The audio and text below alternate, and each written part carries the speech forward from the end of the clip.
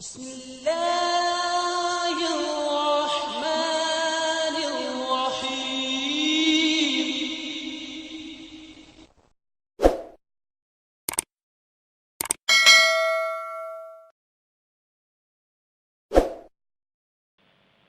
بتائیں، اپنا سوال پوچھیں. سوال میرا یہ ہے کہ کیا جو پیغامی ہیں لاہوری ہیں ان کے امام کے پیچھے ہم نماز پڑھ سکتے ہیں یا نماز جنازہ پڑھ سکتے ہیں؟ اسی طرح کیا ہم ان کا نماز جنازہ ادا کر سکتے ہیں کیونکہ انہوں نے حضرت مسیح موعود علیہ السلام کو بعثت امام کے قبول کیا ہے؟ اس بارے میں خاک سار کو جانکاری فراہم فرمائیں. آپ کا بہت شکریہ ہوگا. جزاک اللہ. محترم مولانا زین الدین حامد صاحب سے درخواست ہے کہ تھوڑی وضاحت بیان کریں. بسم اللہ الرحمن الرحیم. جہاں تک غیروں کے پیچھے نماز پڑھنے کا سوال ہے، یہ تو حضرت اقدس مسیح علیہ السلام نے منع فرمایا. اس کی کوئی تاریخی وجوہات ہیں. یہ ایک تو یہ کہ جو امام انسان کی طرف سے مقرر کیے جاتے ہیں وہ دیکھیں وہ بالکل ایک عام انسان ہے، اس کو انسان کی طرف سے مقرر کیا جاتا ہے، کسی تنظیم کی طرف سے مقرر کیا جاتا ہے.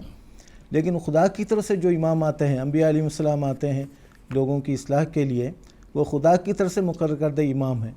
تو اصولی طور پر یہ بات سمجھنے کی بات ہے، جو لوگ خدا کی طرف سے مبعوث شدہ امام کی تکذیب کرتے ہیں، جو لوگ ان کے پیچھے ہم کیسے نماز پڑھ سکتے ہیں؟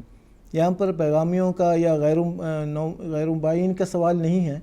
دیکھنا ہے کہ اگر مکذبین میں شامل ہے، معاندین میں شامل ہے، حضرت اقدس مسیح علیہ السلام اور آپ کی جماعت کو اور خلافت کو جھٹلانے والے ہیں اور دشمنی کرنے والے ہیں، گالیاں دینے والے ہیں، ایسے لوگوں کے پیچھے بہرحال کسی احمدی کی غیرت کیسے برداشت کر سکتی ہے ایسے لوگوں کے پیچھے نماز پڑھیں؟ تو یہ یاد رکھیں کہ مکذبین اور معاندین اسلام، احمدیت اور اسی طرح دشمنان ہیں اور گالیاں دینے والے دن رات، ایسے لوگوں کو پیچھے کیوں نماز پڑھیں؟ ہر انسان اپنے امامت کا جہاں تک تعلق ہے وہ با اختیار ہے، یا جو نظام کی طرف سے مقرر ہے یا پھر کبھی سفر وغیرہ میں یا کسی اور موقع پر آپ مجبوراً کسی ایسی جماعت میں شامل ہو جاتے ہیں، آپ کو معلوم نہیں ہے کہ مکذب ہے یا معاند ہے، تو بہرحال اگر پتہ لگ جاتا ہے یہ معاندین میں شامل ہے تو قطعاً نماز نہیں پڑھی جا سکتی. دوسری بات ہے کہ اگر آپ کو معلوم نہیں تو ضروری بھی نہیں ہے کہ آپ ان کے پیچھے نماز پڑھیں. مشتبہ جو امور ہیں ان میں نہ پڑھنا بہتر ہے. تو بہرحال بات یہ حقیقت میں یہی ہے کہ آپ تسلی کر لیا کریں، جن کے پیچھے آپ نماز پڑھ رہے ہیں وہ واقعی خدا کے انبیاء اور مرسلین کی تصدیق کرنے والے ہیں، آپ پر ایمان لانے والے ہیں، آپ کے مصدق ہیں، آپ کے معاند اور دشمنوں میں سے نہیں ہیں. جنازے کے بارے میں بتا دیں. جنازہ کا جہاں تک تعلق ہے یہ تو فرض کفایہ ہے، فرض عین نہیں ہے.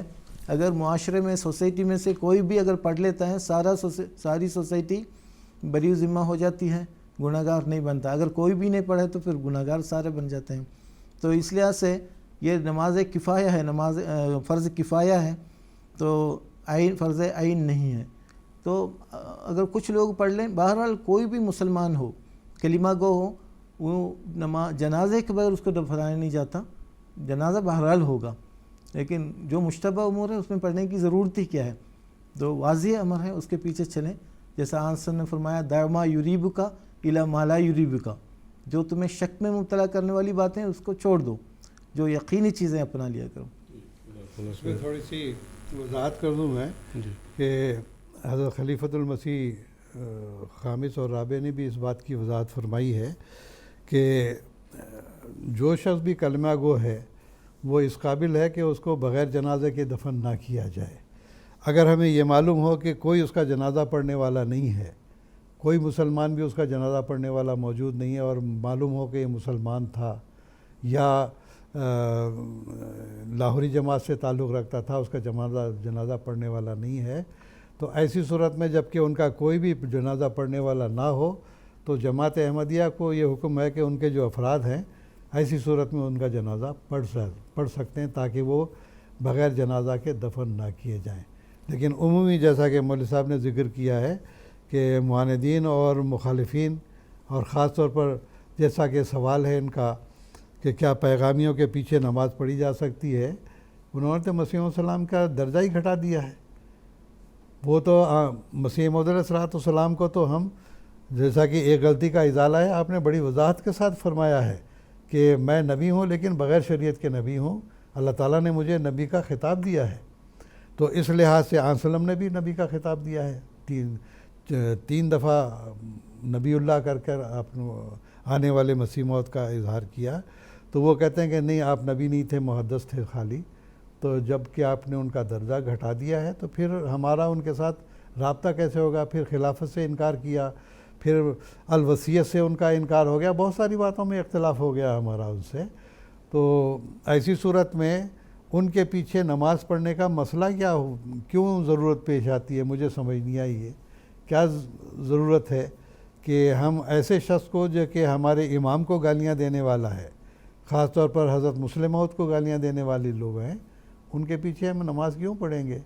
ہاں اگر ان کا کوئی شخص فوت ہوتا ہے، کوئی ان کا جنازہ پڑھنے والا نہیں ہے، تو پھر احمدیوں کو یہ ہدایت ہے کہ اس کو بغیر نماز جنازہ کے بغیر دفن نہ کریں۔